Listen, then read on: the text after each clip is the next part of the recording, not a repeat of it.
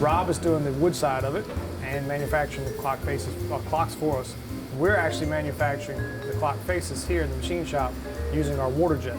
It uses high pressure water, 33,000 PSI, and a red stone garnet like sand to cut metals. I had my students design up some prototypes, and then we sent them over to Hermitage. They took a look at the files, they came up with their version, and then we came and put everything together in one prototype, got approval, and then started mass producing from there.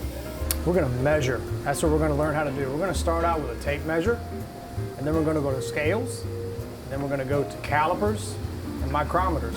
It can measure things down to the 1,000, which is 0.001. It's pretty small. Precision machining, the easiest way for me to describe it is anything that you've ever had in your life or held in your hand, a machinist has made it at least once. Your cars that you drive, all the parts, we make all the parts for the machines. We make everything at least one time before it goes into manufacturing production.